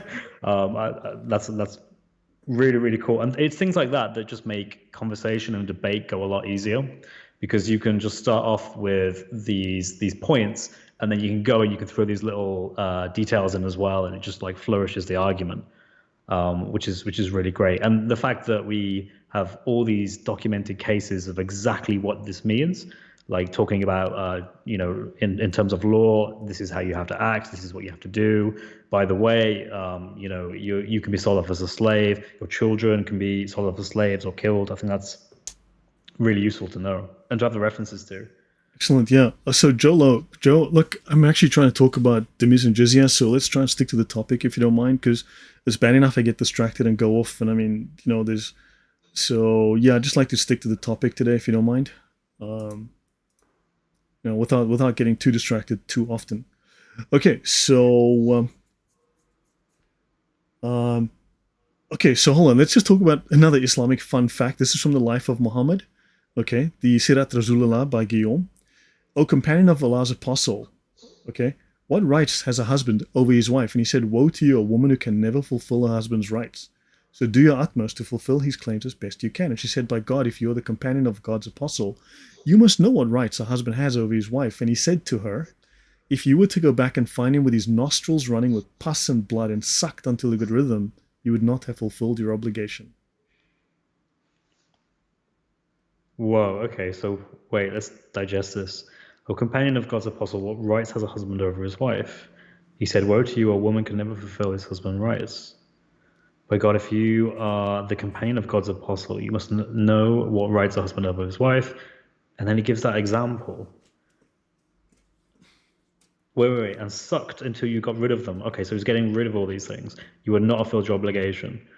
Right, okay, so what he's saying is that the rights that a husband has over the wife are so many and so large that even if you were to do sucking of blood and pus or whatever, you still wouldn't have got anywhere near your obligation. Is that what they're getting at here?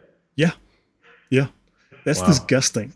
I mean, look, there's something went wrong with my PC again, so I can't. But there's another reference that I can show you from Aisha where she says that the wife should be willing to wipe the dust off her husband's sandals with her face. That's really interesting. I would love to see that. Yeah, except I can't. There's a problem with my PC. I can't open that right now.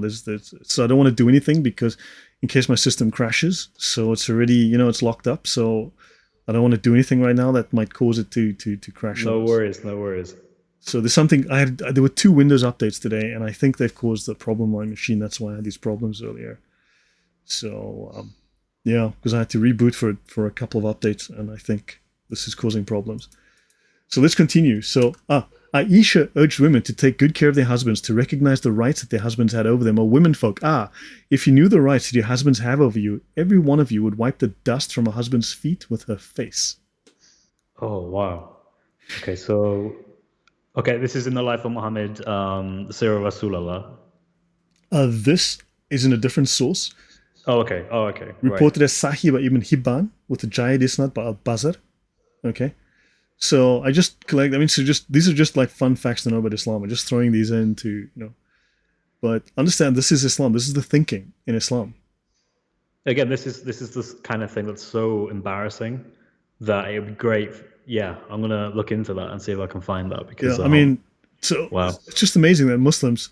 I mean, I'd love to see how many slaves did Jesus own? How many slaves did Jesus kill? Right. So. Well, you know what's interesting? If you mention that at the corner, a lot of the time I'll say things like, "Well, actually, we think that Jesus had a wife. We think that Jesus did all these things." Because they think that every prophet they were entitled to these things. Then to them it makes sense that he did. So a lot of them would just say, "Yeah, he did. We think he did." Yeah, but I guess they have a very distant relationship to evidence. But I mean, so we can say, well, yeah, we think Muhammad was a racist, slave owner, wife-beating, genocidal maniac. That doesn't get us anywhere. I mean, I'd love to see some evidence. Like, seriously, good question. Please show me a copy of the Injil. Heck, show me a 7th century copy of the full Quran. Yeah, well, I think when it comes to this, one thing I've been thinking about is one of the pillars of Islam is that they have to affirm the Injil. But how can you affirm something that you don't know what it is? If you no longer have it, and there's no copy of it, but you're told to affirm it, what sense does it make to affirm something you don't have? Yeah, so if it was so important, why did they not keep a copy? Yeah. So, I mean, how come no one recited it and remembered it so they can recite it to us today? How about we get a verbatim recitation of the Injil? Like, just ask the Muslims, right, guys? Okay, so this is Muhammad's poop, but don't you know that the earth swallows up what is discharged from the Prophet so that nothing is seen? So the ground used to swallow Muhammad's poop, but moving on. The earth would split open and swallow his discharge, and remained a fragrant aroma. His poop smelled like champagne or whatever it is. Right, moving on. Okay, so yeah. We this is actually way off topic. This is way off topic. I'm talking about poop miracles of Muhammad. Wow. Such a leeway there, just from one to that. That's amazing. Yeah, so yeah, but the thing is that the review, I mean, if you go back here, let's go for another So maybe we can go until another 30 minutes. Would that be okay? Would you be free to do again, maybe in 2 weeks to complete this? Because I don't think we'll do it all in one show. Yeah, I would love to. Yeah, it gives me time to kind of digest what we've gone through so far as well. So yeah, I'd love to come back. Okay. Well, let's carry on for half an hour till 9, and Yes, then if you don't mind, yeah. because I have another show. By the way, guys, I have a show in an hour and a half with Sneakers Corner / Islamic Origins with Murad. So 90 minutes I'll be on with Mal. So he's asked me, but it's 11 p.m. my time, but I've decided I'll do it. So okay, so let's go back here. Okay, let's go back here. I want to show you this, just so you can see how Muslims think about Muhammad. Okay, so obviously you can see the earth. Whenever Muhammad went to go take a dump, the earth would swallow up his whatever, and it would smell fragrant. Okay, and he tells Aisha that this is again Muhammad, the messenger of Allah, the Ashifa of Qadi Iyad. This is one of the most famous of the biographies of Muhammad. Okay, so yeah, his poop smells like perfume. Yeah, okay. Next, there's a lengthy transmission, okay, of Jabir, in which Muhammad felt the need to relieve himself. However, there was nothing to screen him. So the Messenger of Allah went to one of the trees and took hold of a branch and said, "Let me lead you by the permission of Allah," and gently proceeded to lead the tree like a camel. He did the same with the other trees until the tree stood by his side. Then he said to them, "By permission of Allah, join together for me," and this they did. And he went to take his dump behind the tree. So they covered him, so no one could see him. Yes, this is Wow. legit. This is what Muslims are writing. Now remember, one of the Islamic laws, if you go through Islamic Sharia law, it states that someone who tells a deliberate lie about Muhammad has committed a crime and must be killed. Yes. So now I would want to ask Muslims, is this a true story or is this a lie? If it's a lie, will you volunteer to go kill this guy for lying? And they will bend themselves into freaking pretzels over this. Because on the one hand, they'll either toss it under the bus or they'll just twist themselves into pretzels over this. That's all they'll do. But this stuff is all over the Sirah. Yeah, the Sirah seems to be even actually kind of worse than the Hadith from what I've been reading of it. There are things within it that are so bizarre and so humiliating to Muhammad. Yeah, I know. It's weird that they write it, but they do. I know, it's really, really weird. But I saw the palm trees draw near each other until they joined, and stones came together until they formed a mound behind the Prophet. After he had relieved himself, he told Osama to tell them to part, and Osama swore again. I saw the palm trees and stones part and return to their places, and a similar miracle took place at Hunain. Muhammad had poop miracles. Of all the things they could have come up with, it was about his poop. I kid you not. It's like, man, I've got about 50 different Sirah, and man, it's a joy to read these things. It's just ridiculously stupid. Okay. Holy crap, Mo's immaculate excretion. When he wanted to defecate, the earth split open and swallowed up his feces and urine and gave off a fragrant smell. Aisha said, "When you come from relieving yourself, we do not see anything noxious from you." And he says, the earth swallows up what comes out of the prophets so that none of it is seen. And the people of knowledge, that's the ulama, right, the scholars, still mention the purity of Muhammad's feces and urine. And the point is that nothing objectionable or unpleasant came from Muhammad. Wow. I also think the narration itself is just bizarre, because why would people go to his poop and just check that it smells? I mean, unless he's pooing really close to them. I don't know. It's just a weird thing to observe, right? Why would anyone ever be in that position where they're like, "Hey, Mohammed, you see, you've been taking number twos, and we've noticed collectively here that they don't smell at all. Don't ask how we know this, but we know it. And we're just wondering if you could tell us why that is." Well, you see, first of all, the first response is, "Why are you checking what my poop smells like?" But it's like, no. Well, you see, this is actually a miracle. It's a sign that has been given, so you may know I am a true prophet. Wait, what? We were supposed to smell your poop this whole time.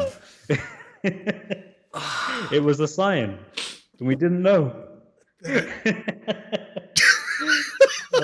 That's brilliant. You must understand, this stuff is all over. Okay, the Sirahs. And And we had Cheeky Codena says, this is from Sahi Bum.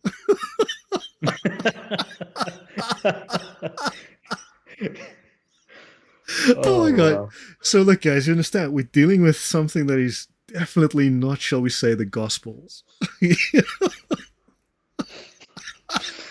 Oh man, this is I mean, imagine the Gospels had discussions about Jesus taking a dump and how it smelled. I mean, You know what's funny? If sorry, that was in the Gospels, we wouldn't hear the end of it from Muslims yeah, saying, "Look at what we find in your Gospels." yeah, yeah. That's the irony of it. And this is quite literally an award-winning, we're talking literary award-winning, highly revered Gospels of Muhammad. Wow. Yeah. My understanding is basically scholars have long since abandoned the Sirah. Basically, like No, no, from no. at To least us, they've the abandoned Western them. To anyway. us, they've abandoned them. Right. Okay. They publish these things every year. They write new ones. They have competitions. These things win awards. I'm not kidding. They So, must have whitewashed them though. Like, I mean, it would be weird to include a lot of things that are in the traditional, the oldest Sirahs. yeah. I don't know. It's weird. Yeah. So look at this one. The best biography of Prophet Muhammad for over 800 years. I mean, seriously, these things win awards. They literally win awards, okay? This is the Ashifa of Qadi Iyad. I mean, you got to read this thing. It's hysterical. Okay, let's have a look here. The most frequently used and commented upon handbook in which Muhammad's life, his qualities, and his miracles, his poop miracles too, are described in every detail. This work is called the Healing. His work is so highly admired throughout the Muslim world that it soon acquired a sanctity of its own, for it is said, if al-Shifa is found in a house, this house will not suffer any harm when a sick person reads it, or it is recited to him, Allah will restore his health. It remains one of the most commentated books of Islam after the Sahihs of Bukhari and Muslim. Wow. So we need to take these stories seriously.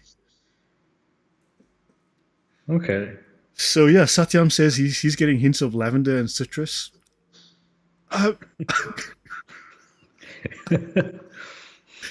So yeah, guys. But so understand. So say, O Muhammad, if you love Allah and His religion, follow me, follow my religion, and Allah will love you. And Muhammad is commanding us to love Him as the Christians loved Jesus.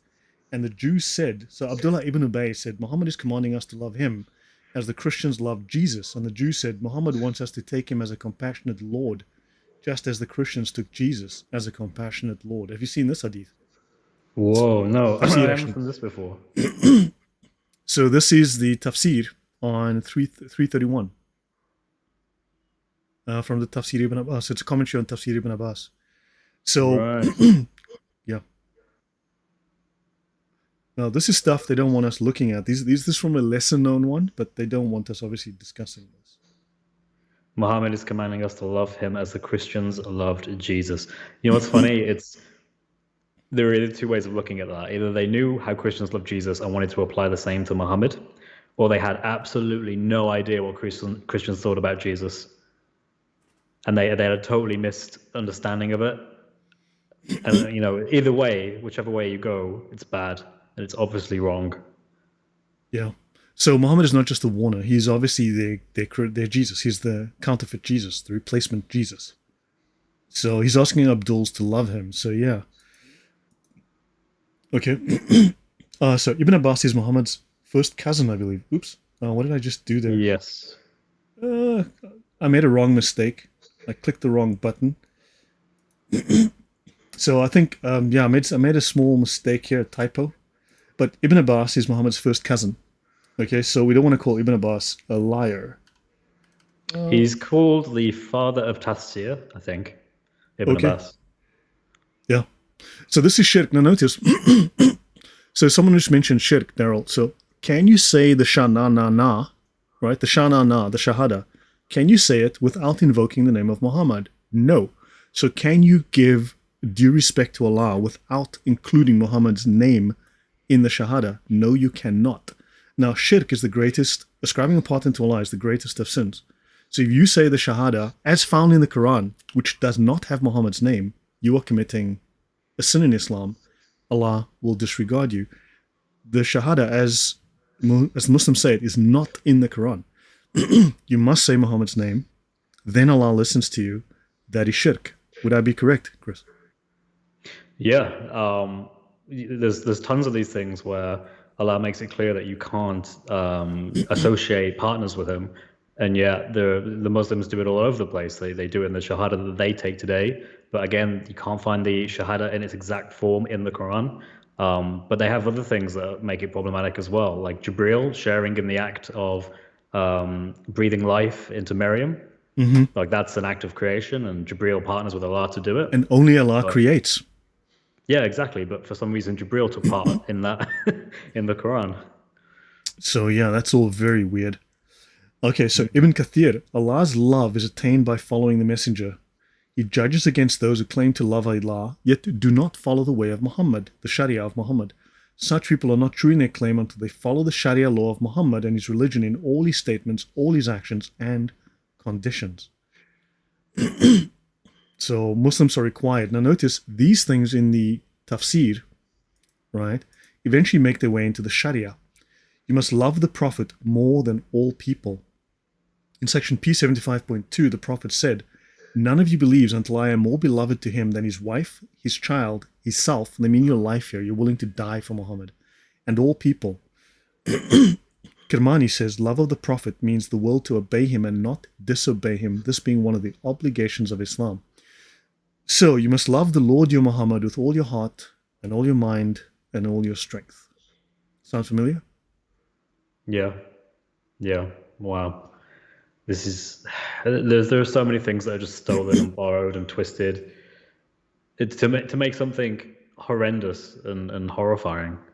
You know what's interesting as well? There are Muslims in Speaker's Corner who, some of them will tell you that Muhammad is greater than all the other prophets, and some of them will tell you that no, he's equal to all the other prophets, and they don't discriminate between them. Yes. But I know from reading the materials, it was clear to early scholars anyway that actually no, Muhammad is considered greater than Jesus. And I think that when you look at this particular part here, none of you believes until I am more beloved to him than his wife, child, self, and all people. All people would also include all prophets. Mm-hmm. It's amazing. Do Muslims pay the same kind of devotion to Moses? Like, no, God will only love you if you pray to Moses. Like, no. So yeah, this is a serious case of one-upmanship. So yeah, there's a problem with my PC, and it's also causing problems with my PowerPoints. Yeah, but none of you believes, right? So back to Islam QA. When the Muslims conquer a non-Muslim land, they will first invite those people to Islam because of the narration of Ibn Abbas. No nation should be fought with until they are called to Islam. If they accept, then the Muslims will not fight with them. But if they refuse, they will be asked to pay jizya. If they refuse this, then Muslims will fight them. Now hold on, Muslims to conquer a non-Muslim land, I thought they did so with love and I don't know, nice food or something. So this is substantiated by the Quran. Fight against those who do not believe in Allah. And those who acknowledge not Islam among the people of the scripture until they pay the jizya with willing submission. So hold on, this has now come from Mufti Ibrahim Desai on Islam QA. So either this Mufti is lying to us and he doesn't know Islam as well as the average Muslim in the YouTube comment section, or the Muslim in the YouTube comment section is deceiving us. I wonder which it is. Yeah, I think all these YouTube Muslim armchair apologists, I think they must have their law degrees in Sharia, must all be part of the ulama. Yeah. Every single one of them. So Islam QA gets something like up to 400 million visits a month. So they're lying to a lot of people. And I've asked Muslims, do me a favor, write to Islam QA, tell them that these muftis have no idea what they're talking about. They're all completely wrong. Send me a copy of the email and let me know the response. I'm still waiting. We know it's not going to happen.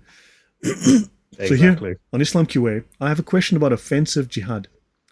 Does it mean that we are to attack even those non-Muslims which don't do anything against Islam just because we have to propagate Islam? Answered according to Hanafi Fiqh. Okay, fine and well. I've read that offensive jihad should be done by Muslims.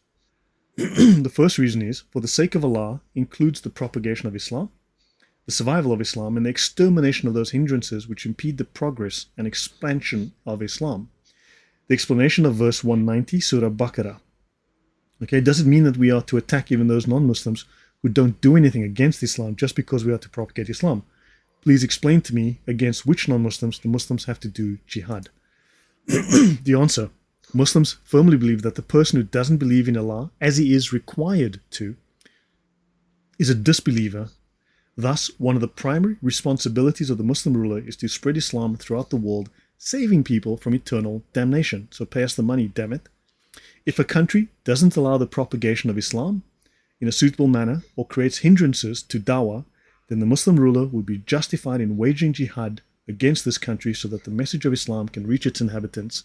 And if the kafir allow us to spread Islam peacefully, then we would not wage jihad against them. Mufti Ibrahim Desai from Islam QA. Your thoughts, Chris? Wow, okay. So yeah, any hindrances at all. You're a hindrance, you do know that.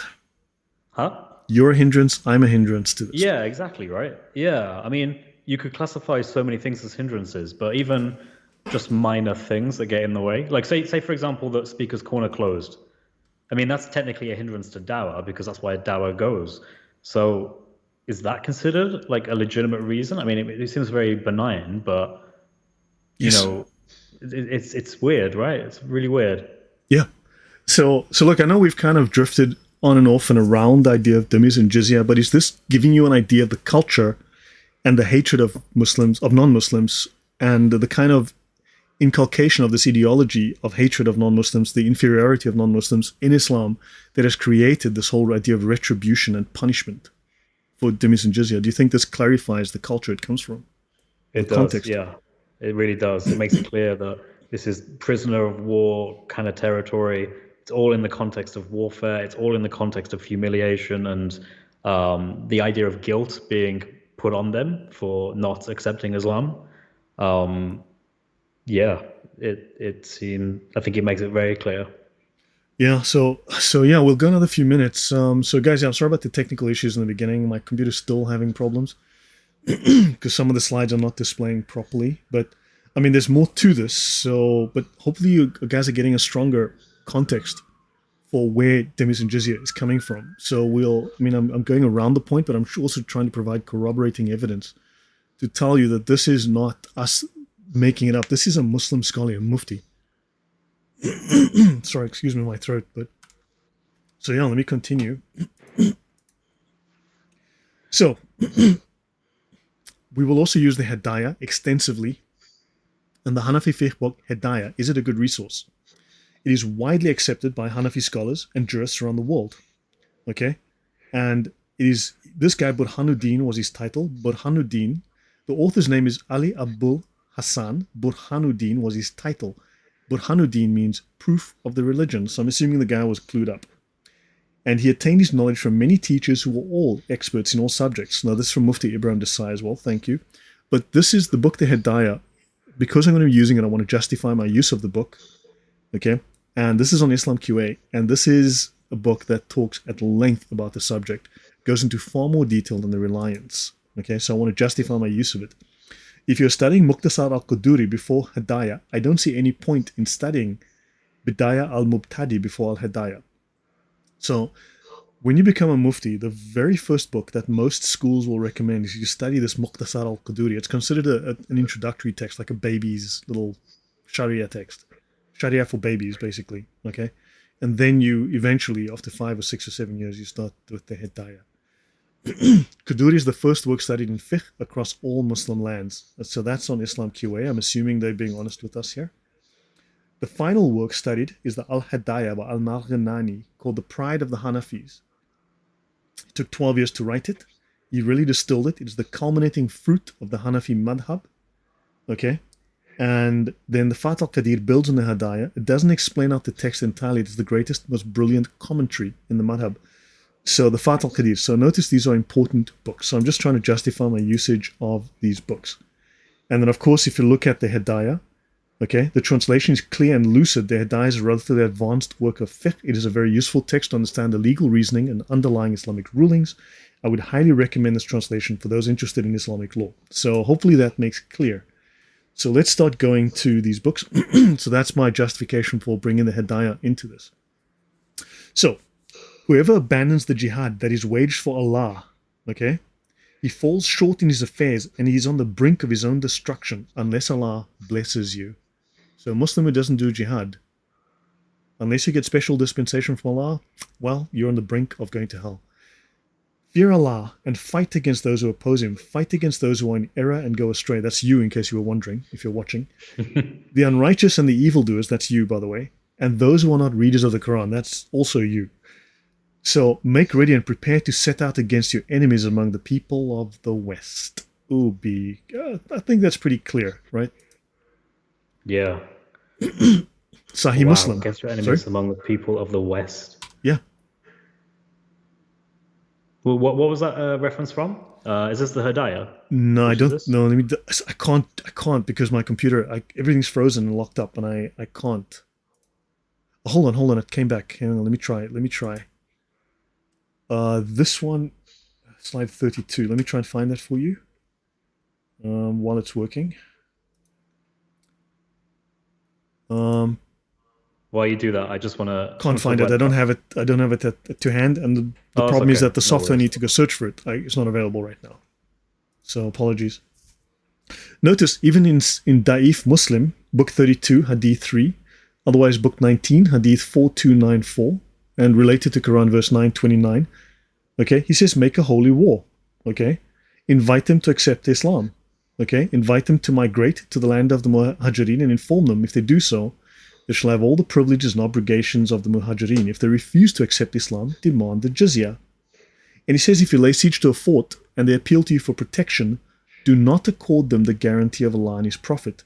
Accord them only your own guarantee. So if someone says, look, don't kill us, we surrender, we'd like to leave, he says, don't swear on the name of Allah or the name of Muhammad.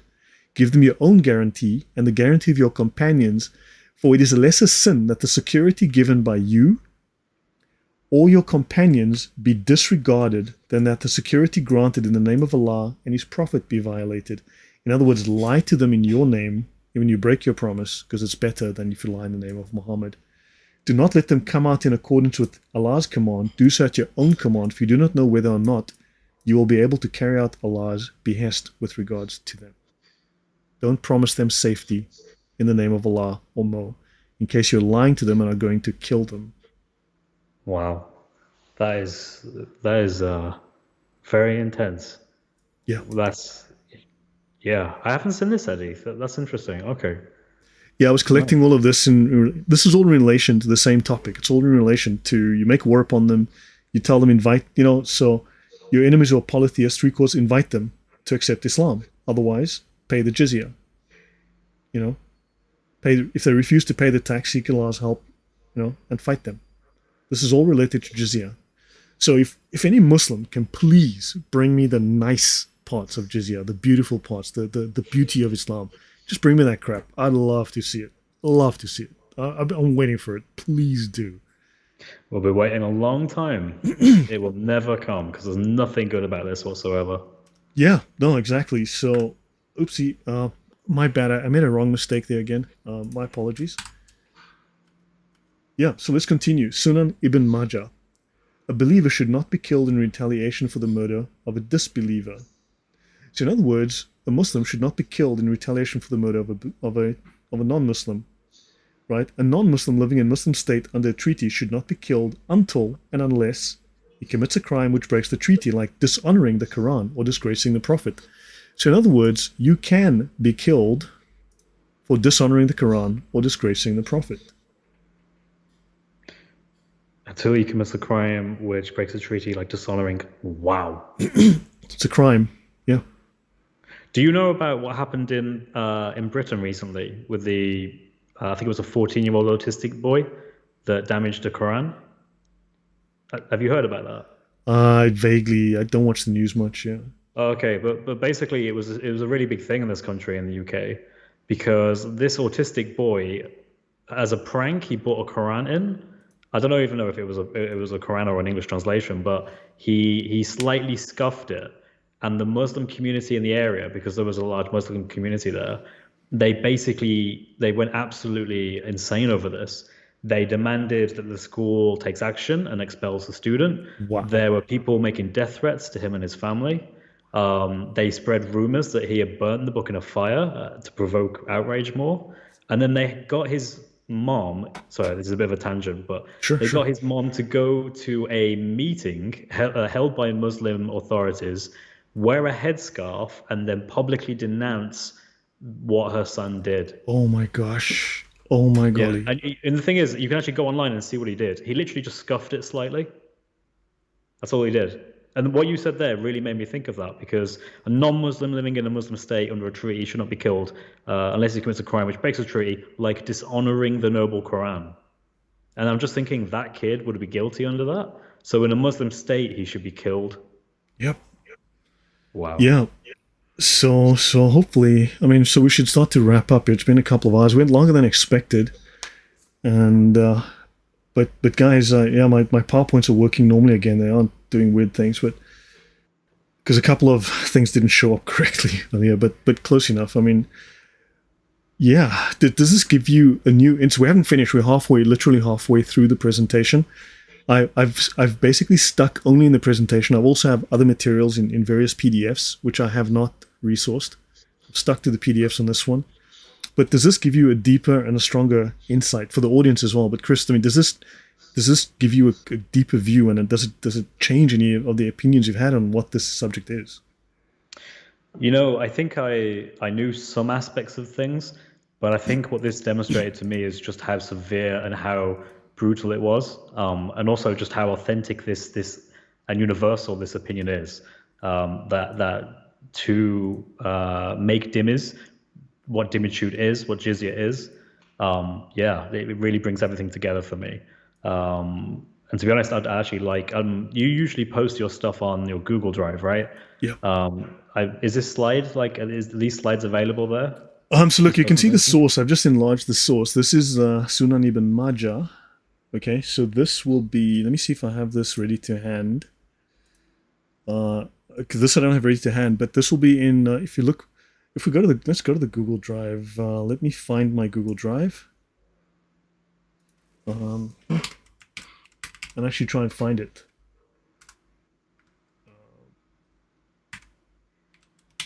Okay, so guys, I'm going to try and find this actual full thing.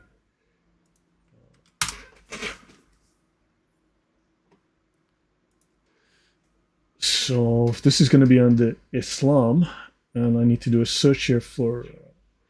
it doesn't allow me to search if I'm not signed in, so that's a bummer. Okay, can someone do me a favor?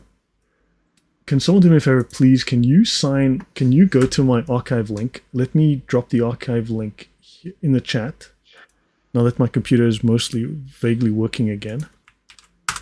Chris, I'm going to send it to you in Skype quickly. If you can just go to it as well. That's the link to the archive.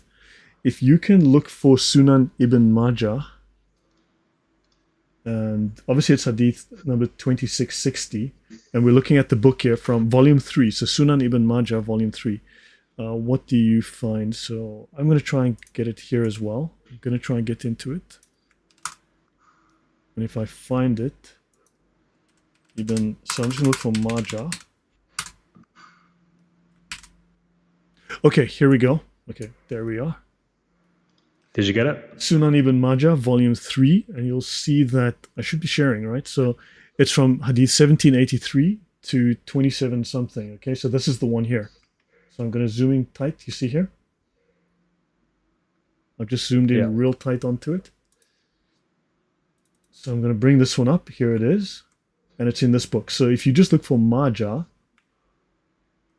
right? And it's Hadith 2660. So I can't search in it yet, but we can try and find Hadith 2660. It was Hadith 2660, right? Let me just double check that. Yeah, 2660, yeah.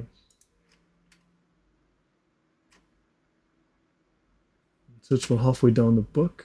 Can you Control F and then put the 26 or whatever the reference is Don't know in? if Will that Google work? allows it. It's I mean, preview mode with Google. So Oh, okay.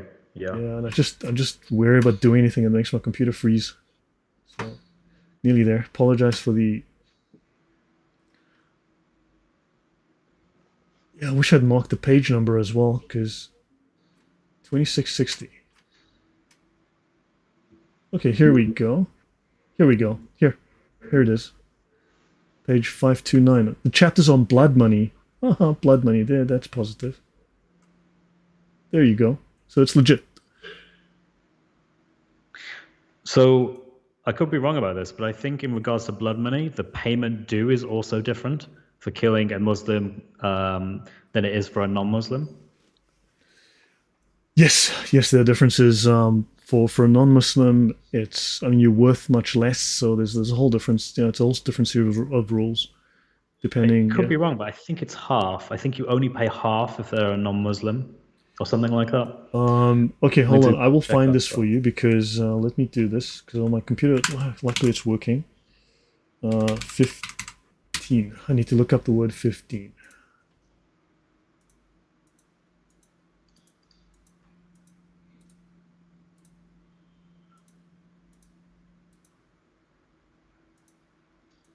Oh, by the way, this just is out of interest. We just came to the word 15, and I'll find that again in a moment. Puberty applies to a person after the first wet dream or upon becoming 15. Okay, 15 lunar years old, when the girl has her first menstrual period or pregnancy.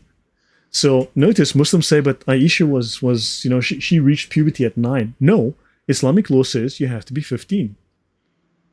Okay, or so for a boy, a wet dream, or 15, or when a girl has her first menstrual period, which Aisha did not, or if she falls pregnant, well, hey, shit, she was mature. What can I say? Yeah, yeah, wow. So if you shag her and she's 8 years old and she falls pregnant, okay, well, she was obviously mature. Good, great. Do you understand the problem here, Chris? Yeah, I've noticed that. I think probably from seeing a lot of your videos, that there's an element of, in order to know whether you can do sexual things, or in the context of minors, you basically try to do it, and if it works out well, then that's All good. permissible. It's all good. Yeah. But if it goes horribly wrong, then that's how you know you shouldn't have done it. Yeah. Yeah. So yeah, Yeah. Yeshua the King says I missed most of the live stream, but thanks. I'm the one that asked for this topic. Hopefully a part 2 and beyond. If info is vast, never too much info. People complain I do too much info. So here you go. But thank you for the suggestion, Yeshua. I did say I would do it, and I had to wait for Chris to be available. So Chris is a busy man, and I'm grateful that he came on tonight. So we'll finish in a couple of moments. Indemnity for the death or injury of a woman is one half paid for a man. Okay, they mean a Muslim man, right? And the indemnity paid for a Jew or Christian is 1/3 paid for a Muslim, and for a Zoroastrian it's 1/15. Wow. Oh wow. I didn't know that. Okay. So it's even worse for a Zoroastrian. Yeah, 1/15. So there you go. So yeah, let's wrap up here, guys. It's been a couple of hours, so thank you.